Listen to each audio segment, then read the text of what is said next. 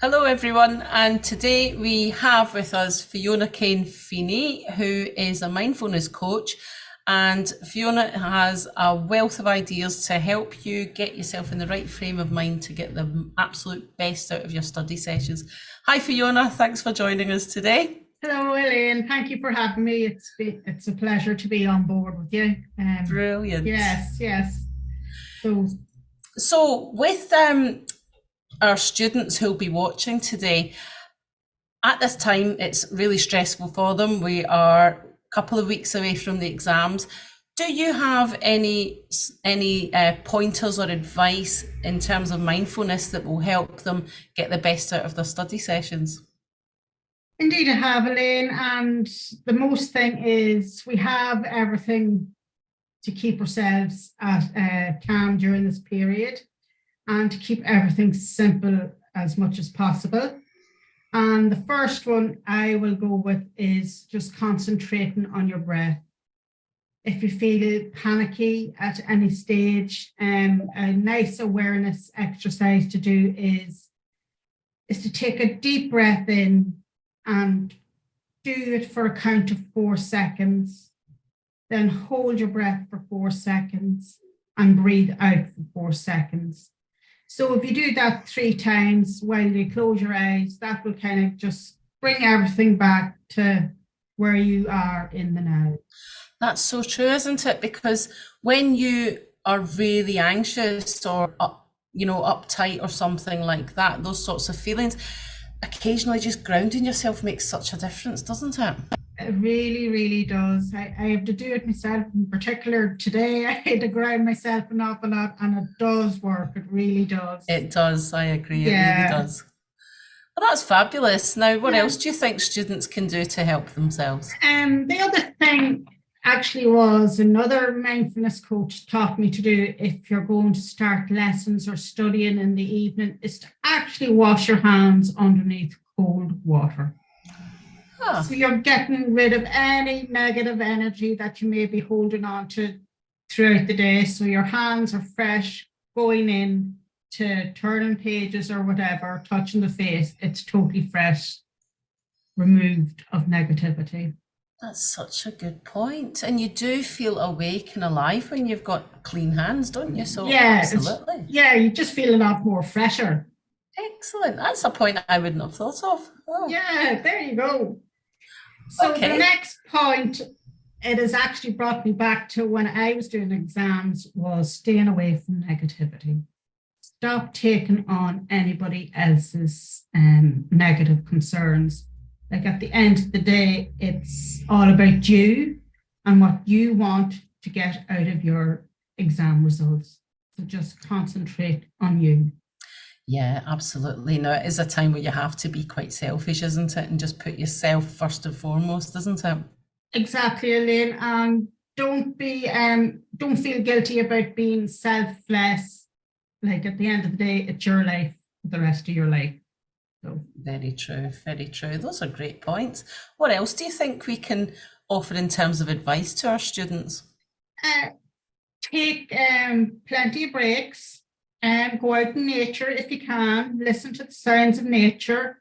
And if you live along the coastlines, there's nothing better than listening to the sounds of waves and water crashing. It is just so purifying for the mind. It really is, isn't it? I mean, as business people, we do that, don't we? We both get out every day if we can and go walking, don't we? So. Exactly, and I've just had a dip in the sea there about an hour or two ago, and I feel amazing after it. It just cleanses everything. So that is so important. Yeah. Absolutely. Oh yes. And one, you probably laugh at this, but talk to yourself. I mean. We never tell ourselves how good we are, anything like that, you know. So if you're about to do your study or whatever, just tell yourself that you're a fantastic person, that you're going to be able to hold on to this information for the exam. Just keep telling yourself that.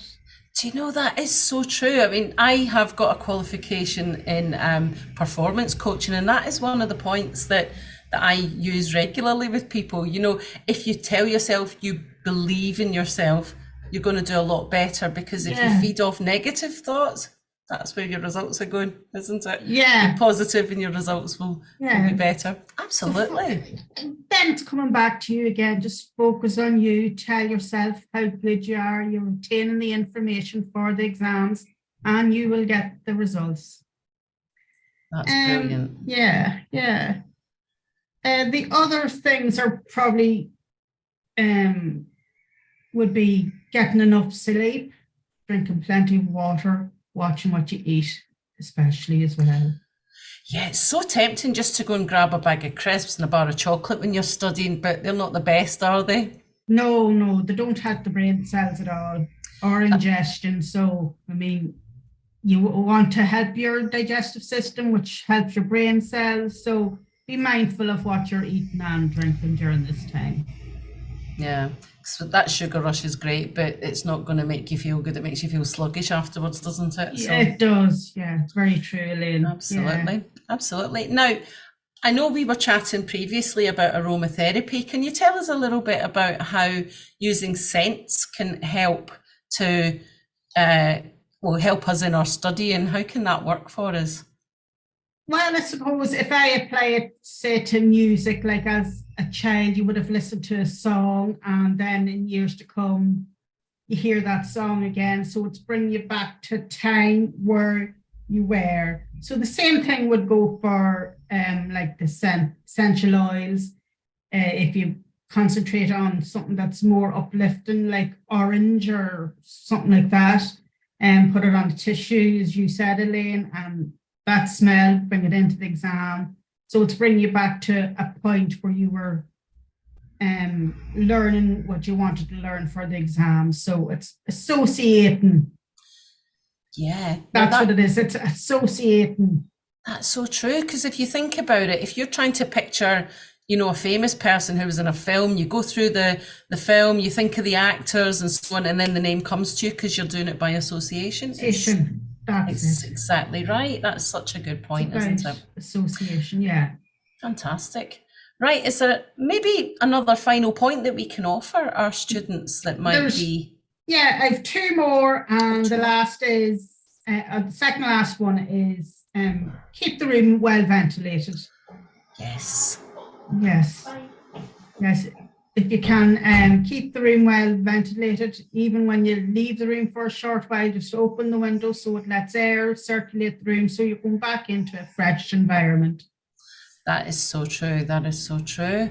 Now, one last point you said, didn't you? You had one more point. One last point. Listen, laugh and enjoy the journey.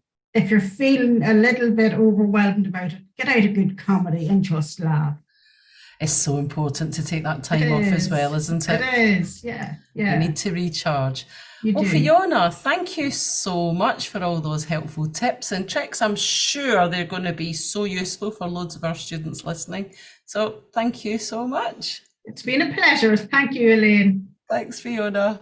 Okay.